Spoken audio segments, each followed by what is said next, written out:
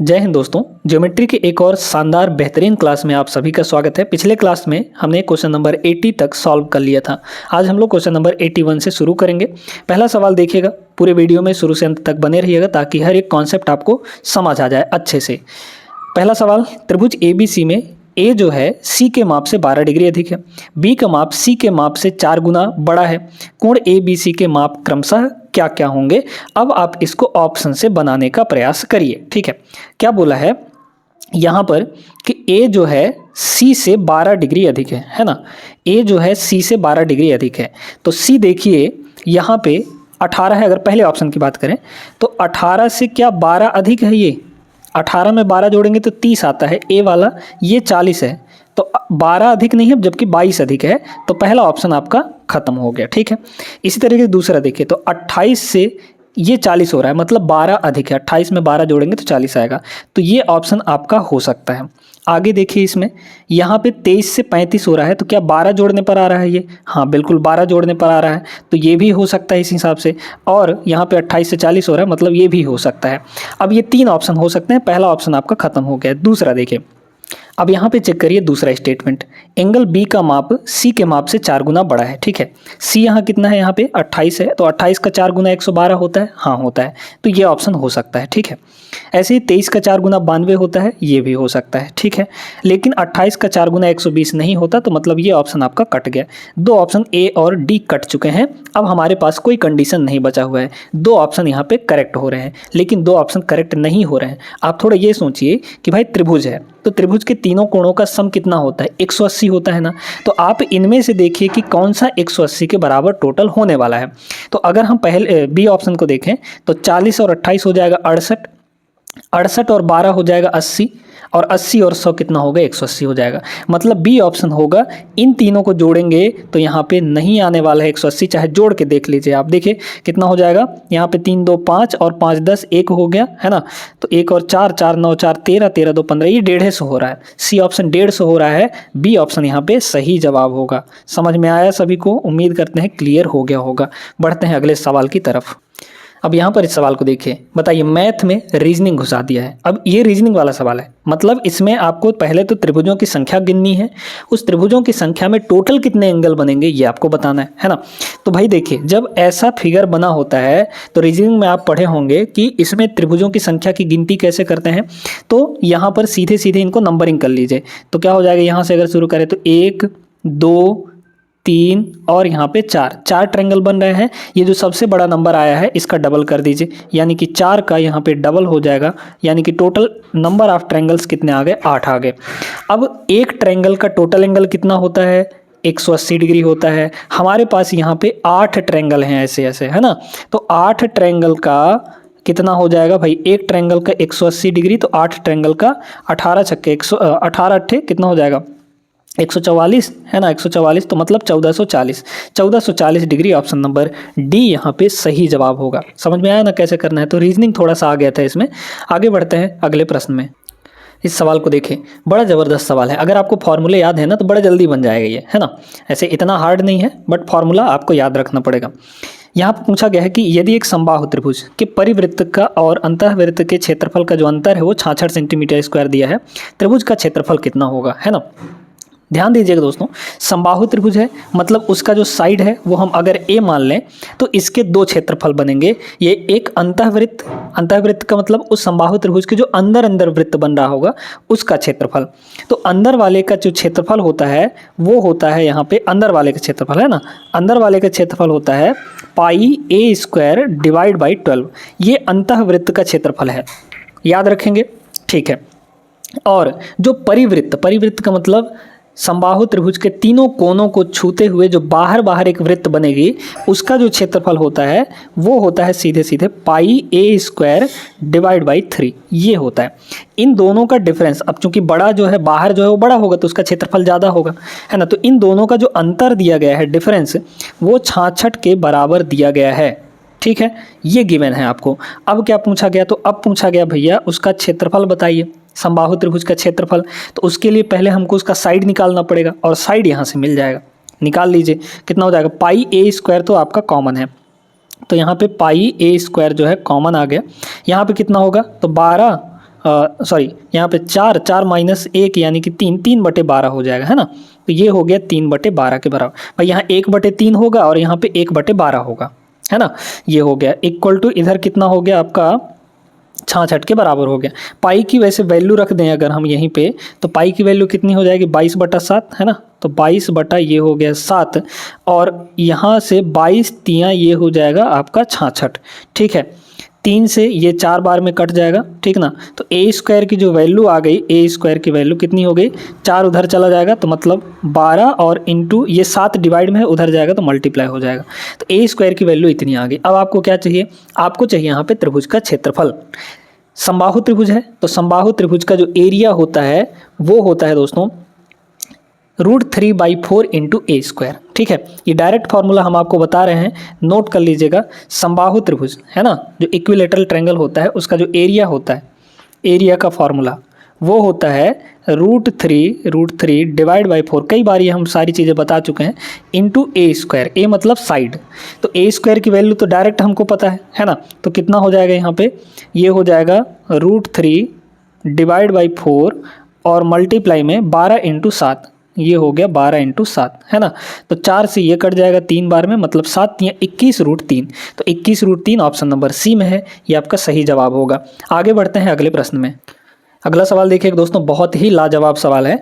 दो त्रिभुजों के क्षेत्रफलों का अनुपात दिया गया है, उनकी ऊंचाइयों का अनुपात ये है, तो उनके आधारों का अनुपात क्या होगा। ठीक है, एकदम सिंपल, मतलब है तो अच्छा बट सिंपल सा सवाल है ना। त्रिभुजों के क्षेत्रफल का अनुपात ये दिया गया है, ठीक ना। देखते जाइएगा बड़े ध्यान से। ऊंचाइयों का अनुपात 3 और 4 दिया गया है ना। तो ऐसा समझिए कि यहाँ पे अगर क्षेत्रफल देखा जाए तो पहले त्रिभुज का क्षेत्रफल कितना होगा, 1/2 इंटू बेस। तो बेस मतलब पहले का बेस b1 मान लेते हैं, इंटू पहले की हाइट यहाँ पे कितनी है 3 यूनिट है, तो यहाँ पे हो गया 3 और डिवाइड बाई अनुपात ले रहे हैं ना, क्षेत्रफल का अनुपात, त्रिभुज है तो अनुपात देख लीजिए। दूसरे त्रिभुज का क्षेत्रफल कितना हो जाएगा 1/2 इंटू यहाँ पे दूसरे का बेस और इंटू दूसरे की हाइट। ऊंचाई यहाँ पे कितना है 4 यूनिट है, तो ये हो गया। और यही बराबर जो क्षेत्रफल का अनुपात है वो किसके बराबर है, 4/3 के बराबर।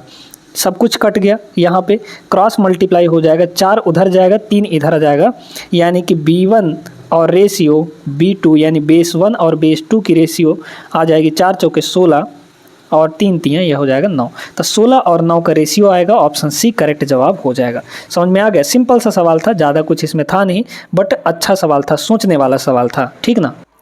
अगला सवाल देखिएगा, बहुत ही शानदार सवाल है। एक समकोण त्रिभुज का आधार और ऊंचाई क्रमशः दिया गया है। तो समकोण त्रिभुज पहले यहाँ पे हम लोग बना लेते हैं, ठीक है। आधार और ऊंचाई यहाँ पे आधार दिया है यहाँ पे 15 के बराबर, तो आधार बड़ा होगा थोड़ा, है ना। ये आपका समकोण त्रिभुज यहाँ पे बन के रेडी है, ठीक ना। इसमें देखिए ये आपका आधार है, मतलब कि ये है 15 के बराबर और ऊंचाई यहाँ पे 8 है, तो ये है 8 के बराबर। यहाँ पे नोट कर लीजिए ए है, ये आपका B है और ये आपका C है, ठीक ना। ध्यान से देखते जाइएगा सारी चीज़ें। अब पूछा गया है विपरीत शीर्ष से उसके कर्ण तक की ऊंचाई कितनी होगी। कर्ण के विपरीत में ये वाला शीर्ष होगा, यहाँ से इसकी ऊंचाई देखनी है। ऊंचाई का मतलब परपेंडिकुलर डिस्टेंस, है ना। तो ये चीज़ इस पे परपेंडिकुलर डालेंगे, यानी कर्ण पे हमने परपेंडिकुलर यहाँ पे डाल दिया, तो इसकी ऊंचाई हमको चाहिए, मतलब ये H चाहिए हमको, ठीक है। अब यहाँ पे दो समरूप त्रिभुज बन रहे होंगे, पहले AC निकालिए, AC निकालेंगे तभी आपका काम बन पाएगा। हाइपोटेनस AC निकाल लीजिए। तो हाइपोटेनस का फॉर्मूला क्या होता है, एक राइट एंगल ट्रायंगल में इसका स्क्वायर प्लस इसका स्क्वायर और उसका अंडर रूट ले लेंगे, है ना। तो वैसे भी आप ट्रिपलेट अगर याद किए होंगे तो 8, 15 और यहाँ पे 17 हो जाएगा, मतलब A से C तक ये टोटल आपका 17 के बराबर होगा। भाई देखिए ना, 8 का स्क्वायर 64, 15 का स्क्वायर 225, 225 और 64 को जोड़ेंगे 289 आएगा, और 289 किसका स्क्वायर होता है 17 का, मतलब AC हमारा 17 के बराबर होगा, ठीक है। अब इसमें दो समरूप त्रिभुज बनना है। समरूप कैसे, भाई देखिए ABC ये एक बड़ा सा ट्रायंगल, ये एक त्रिभुज, ये राइट एंगल ट्रायंगल है। ऐसे ही एक राइट एंगल ट्रायंगल और बन रहा है, कौन कौन सा, B और इस पॉइंट को मान लीजिए कि D है, ये है ना। ये पॉइंट हमारा यहाँ पर क्या है D के बराबर है, ये 17 था और ये D है, ठीक है। तो BDC ये भी एक राइट एंगल ट्रायंगल है, समझ पा रहे हैं। तो बस अब निकाल लीजिए कितना हो जाएगा। अच्छा, समरूप त्रिभुज में करस्पॉन्डिंग साइड्स का रेशियो इक्वल होता है। अगर हम इसका परपेंडिकुलर ले लें तो बड़े वाले त्रिभुज का परपेंडिकुलर AB है, AB है, डिवाइड बाई अब छोटे वाले त्रिभुज मतलब कि बी डी सी, इसका परपेंडिकुलर कौन सा होगा, बी से डी तक होगा, तो डिवाइड बाई यहाँ पे कितना हो गया, बी डी हो गया, इक्वल टू इसका कर्ण लीजिए, बड़े वाले का कर्ण क्या होगा, ए से सी तक होगा, है ना, तो बड़े वाले का कर्ण यहाँ पे ए सी डिवाइड बाई छोटे वाले का कर्ण क्या है, बी से सी तक है, तो ये हो जाएगा बी सी। बस इसको आप यहाँ से वैल्यू रख के सारी चीज़ें निकाल सकते हैं। अच्छा, ए बी कितना है, 8 के बराबर, है ना, देखते जाइएगा, ए बी कितना है, 8 के बराबर, डिवाइड बाई बी डी कितना है, एच है, यही हमको फाइंड करना है, इक्वल टू यहाँ पे ए सी, तो ए सी तो 17 के बराबर है, तो ये हो गया 17, डिवाइड बाई यहाँ पे बी सी यानी कि 15 के बराबर। ठीक है, कुछ कटेगा तो है नहीं यहाँ पे, है ना, ये हो गया 15। ठीक है, तो h की वैल्यू कितनी हो जाएगी, 15 अट्ठे 120, 120 बटे 17, तो h की वैल्यू यहाँ से हो गई 15 अट्ठे 120, 120 बटे यहाँ पे 17 हो जाएगा। ठीक है, तो 17 छक्के 102, ठीक ना, 17 सत्ते 119, है ना, तो 17 सत्ते 119 बचा 1, तो 7 सही 1 बटे 17 कहाँ दिख रहा है, ऑप्शन सी में दिख रहा है, ये आपका करेक्ट जवाब हो जाएगा, है ना। बहुत सुंदर सा सवाल था, उम्मीद करते हैं क्लियर हो गया होगा। आगे चलते हैं, देखिए इस प्रश्न में क्या बोला है, ऐसा प्रश्न हम आपको करवा चुके हैं पिछले क्लासेस में, भर भर के ऐसे सवाल करवाए हैं, तो ये तो आसान है। एक त्रिभुज ABC में बिंदु D और E भुजा AB और AC इस प्रकार हैं कि DE BC के समांतर है। ठीक है, AD और BD का जो रेशियो दिया है 3 और 5 दिया है, पहले यहाँ पे त्रिभुज बना लीजिए।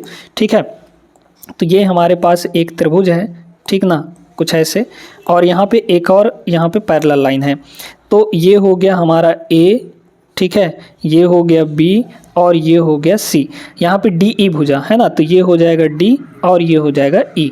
इसमें क्या बोला है कि DE और BC पैरेलल है, BC और D पैरेलल हो गए, AD बटे BD, AD और BD का रेशियो, तो AD 3 है और B से D तक यहाँ पे ये 5 रेशियो है। ठीक है, AC 4 सेंटीमीटर है, तो A से C तक टोटल यहाँ पे 4 सेंटीमीटर है, पूछा गया है AE कितना होगा, है ना, ये पूछा गया है। तो देखिए सिंपल था, इसमें कुछ नहीं है ना। अब इसमें हम लोग क्या करते हैं कि भाई दो समरूप त्रिभुज बने, एक ऊपर वाला और एक पूरा ये बड़ा वाला, तो इसका अगर ये साइड लेंगे तो AD बटे बड़े वाले का क्या होगा, पूरा A से B तक होगा, तो यहाँ पे हो जाएगा AB इक्वल टू, इधर भी लीजिए तो A से E तक, पहले छोटे वाले का देखेंगे तो ये हो जाएगा AE और डिवाइड बाई पूरा बड़े वाले का A से C तक, है ना। तो AD बटे AB दिया कितना है, 3 और 5, है ना, तो ये हो जाएगा 3 बटा हरा के यहाँ पे 5, है ना, ये हो गया 5 और इक्वल यहाँ पे कितना होगा, AE ही चाहिए हमको, है ना, और AC दिया है 4 के बराबर, तो ये हो गया 4, मतलब यहाँ 4 3 12, 12 बटे 5, तो 12 बटे 5 कितना हो जाएगा, ठीक है, AE, है ना, AE, तो 12 बटे 5, तो 12 दूना 24 यानी कि 2.4 आ जाएगा। ठीक है, 2.4 centimetre is the right answer, option number D correct जवाब हो जाएगा। क्लियर है सभी को, आगे बढ़िए। देखिए इस सवाल को, नॉर्मल क्वेश्चन है, यहाँ पे समबाहु त्रिभुज इक्विलेटरल ट्रायंगल दिया है, आपको भुजा दी गई है 2 सेंटीमीटर, तो आपको त्रिभुज का क्षेत्रफल और उसकी ऊंचाई चाहिए। हाँ, समबाहु त्रिभुज के लिए दोनों चीज़ें लिख लीजिए, है ना, लिखवा भी चुके हैं। तो एरिया जो होता है समबाहु त्रिभुज का वो होता है √3/4 इंटू A², ये एरिया होता है, और जो हाइट होता है ये होता है √3 डिवाइड बाई 2 इंटू A यानी कि साइड। बस दोनों में वैल्यू रखिए, A का यहाँ पे आ जाएगा, देखिए A की वैल्यू 2 है, तो 2 से 2 ये कट जाएगा, बचेगा क्या, यहाँ पे सिर्फ √3 बचेगा, मतलब हाइट यहाँ पे √3 होगी। तो √3 ये ऑप्शन में तो दिया नहीं है, तो ये ऑप्शन खत्म हो गया, ऊंचाई, है ना, इन 3 में दिया है। अब यहाँ से एरिया निकाल लीजिए, तो एरिया कितना हो जाएगा, √3 डिवाइड बाई यहाँ पे 4 होगा और मल्टीप्लाई A का स्क्वायर, A मतलब 2, तो 2 का स्क्वायर कितना होगा, 4 के बराबर, 4 से 4 खत्म हो गया, √3 इसमें भी आ गया, यानी कि एरिया और हाइट दोनों बराबर होंगे। एरिया और हाइट ऑप्शन नंबर बी में है, ये जवाब सही होगा। आगे चलते हैं अगले प्रश्न में। देखिए समरूप त्रिभुज दिया है ना, तो बहुत आसान सा है। दो समरूप त्रिभुजों XYZ और LMN का परिमाप यहाँ पे 48 सेंटीमीटर और 32 सेंटीमीटर दिया है। यदि LM बराबर यहाँ पे 12 है तो XY की वैल्यू बतानी है। ठीक है, देखते जाइए, बड़े ध्यान से देखते जाइए, ये बहुत आसान सा है। देखिए अगर हम देखते हैं यहाँ पे, तो इस वाले में XY पूछा गया है और इस वाले में LM दिया गया है, तो शुरू का यहाँ पर भी है, शुरू का यहाँ पर भी है ना, तो कोई दिक्कत नहीं है। XY के करेस्पॉन्डिंग कौन सा होगा, LM होगा। तो करेस्पॉन्डिंग साइड्स का जो रेशियो होगा यानी XY और डिवाइड बाई यहाँ पे LM जो होगा ये होगा, और करेस्पॉन्डिंग जितने भी साइड होंगे उनके बराबर होगा, उनके रेशियो के बराबर होगा, और साथ में परिमाप के रेशियो के बराबर भी होगा, यानी पेरीमीटर। तो पेरीमीटर का मतलब यहाँ पे एक्स वाई जेड का पेरीमीटर कितना है 48, तो यहाँ पे हो गया ये 48 और divide by L M N का पेरीमीटर कितना है यहाँ पे 32 है, तो ये हो जाएगा 32 के बराबर। ठीक है, तो यहाँ से इसको काट लेंगे तो 16 तिया 48 और 16 दूना ये हो जाएगा 32। आपको LM दिया गया है 12 दिया गया है ना, आपको XY चाहिए तो XY की वैल्यू कितनी हो जाएगी इक्वल टू 3/2 तो यहीं रहेगा है ना, 3/2 यहीं रहेगा इनटू LM उधर जाके मल्टीप्लाई होगा और LM की वैल्यू है कितनी यहाँ पे 12 है, तो बस देख लीजिए 2 छक्के 12 और 6 तिया 18, माने कि 18 सेंटीमीटर इसका करेक्ट जवाब होगा। ऑप्शन नंबर ए सही है। आगे चलते हैं अगले प्रश्न में। देखिएगा इस प्रश्न को, इस टाइप का सवाल हम आपको करवा चुके हैं है ना, अभी करवाए हैं, थोड़ी देर पहले हुआ, तो इसको आप लोग कर लीजिएगा। यहाँ पे आधार का अनुपात दे दिया है, उसमें आधार का अनुपात पूछा था, इसमें आधार का अनुपात दे दिया है। अब की बार ऊंचाई का अनुपात पूछा है, तो सेम टू सेम वैसे ही करना है, आराम से आंसर आ जाएगा। तो इसका आंसर आप लोग को सॉल्व करके कॉमेंट करना है। अच्छा, इस सवाल में देखिए क्या बोला है, त्रिभुज ABC में एंगल B 90 है, C 45 है और D AC का मध्य बिंदु है, तो AC 4√2 इकाई है, तो BD का मान कितना होगा। बड़ा सिंपल सा सवाल है भाई। यहाँ पे एक एंगल आपको दे दिया 90 डिग्री, मतलब आपको पता चल गया कि यहाँ पे ये एक राइट एंगल ट्रायंगल बनने वाला है ना। तो यहाँ पे राइट एंगल ट्रायंगल बना लीजिए, हमने यहाँ पे बना लिया। तो कौन सा बोला है यहाँ पे, ये आपको बोला गया है एंगल B के पास 90 डिग्री है, तो यहाँ पे B आपका 90 डिग्री हो जाएगा।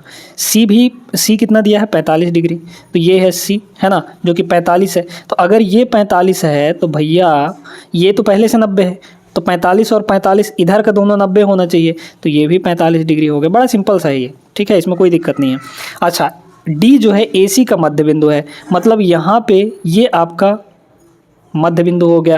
AC 4√2 दिया है, तो A से लेकर C तक 4√2 दिया है, तो BD हमको चाहिए। BD मतलब यहाँ से यहाँ तक, ठीक है, ये आपको चाहिए।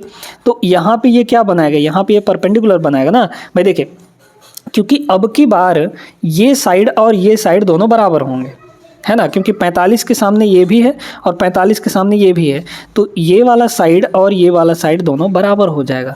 तो जब बराबर हो जाएगा तो ये जो परपेंडिकुलर डालेंगे हम इस पर, ये एग्जैक्टली बीच में होगा, ठीक है। तो बीच में जब होगा तो यहाँ से यहाँ तक जितना होगा और यहाँ से यहाँ तक जितना होगा, ये दोनों बराबर होंगे कितने कितने भाई। AC आपको टोटल कितना दिया गया है, तो AC यहाँ पे दिया गया है 4√2 के बराबर, ठीक है, 4√2 के बराबर। अब AC आपको 4√2 के बराबर दिया है, तो पहले बेसिक इसका समझिए, फिर हम आपको डायरेक्ट तरीका बता देंगे। देखिए, अगर इस साइड को A मानेंगे तो ये वाला साइड भी A हो जाएगा, तो इसका ये कितना होगा हाइपोटेनस हो जाएगा √2 इंटू A के बराबर, है ना, हाइपोटेनस। और यही हाइपोटेनस दिया किसके बराबर है, 4√2 के बराबर दिया है। तो A की वैल्यू यहाँ से कितनी हो गई, √2 कैंसिल हो गया, तो A की वैल्यू यहाँ पे 4 आ गई, मतलब ये 4 होगा, ये भी 4 होगा, ठीक है। अब इसमें फिर वही चीज़ लगाइए, फिर वही चीज़, मतलब कि समरूपता वाला। तो समरूपता कैसे लगाएंगे, इसका परपेंडिकुलर AB, ठीक है, इसका परपेंडिकुलर क्या है AB है, डिवाइड बाई छोटे वाले का परपेंडिकुलर B से D तक है, तो ये हो जाएगा BD यहाँ पे, है ना, इक्वल टू बड़े वाले का हाइपोटेनस लीजिए, तो A से लेकर C तक, तो AC हो जाएगा, और डिवाइड बाई छोटे वाले का परपेंडिकुलर यानी B से C तक, तो यानी ये हो गया BC, ठीक है। अब देखिए AB कितना है, A के बराबर जो कि 4 है, डिवाइड बाई BD नहीं पता, यही तो चाहिए हमको, है ना, इक्वल टू इधर देखिए AC कितना है 4√2 के बराबर है, तो ये 4√2 हो गया, डिवाइड बाई BC कितना है यहाँ पे BC, ये भी A है, A मतलब 4 के बराबर, ठीक है। तो 4 से ये 4 आपका ख़त्म हो गया। BD कितना हो जाएगा यहाँ पे, BD उधर जाएगा, √2 इधर आएगा, यानी कि 4/√2 हो जाएगा, 4/√2। ये BD की वैल्यू आई है, किसकी वैल्यू, BD की वैल्यू, है ना। अब इसको आपके ऑप्शन में ऐसा कुछ तो दिया नहीं है, मतलब इसको हमको तोड़ना पड़ेगा। इस 4 को क्या लिख सकते हैं, 4 को लिख सकते हैं 2 गुना 2, और इस 2 को हम लोग लिख सकते हैं √2 इंटू √2। एक तो 2 को बदल लीजिए √2 इंटू √2 में, तो एक √2 से एक √2 कट जाएगा, यानी यहाँ से BD की जो वैल्यू है सिर्फ और सिर्फ 2√2 बचेगा। 2√2 ऑप्शन नंबर A सही जवाब है ना। उम्मीद करते हैं समझ आ गया होगा।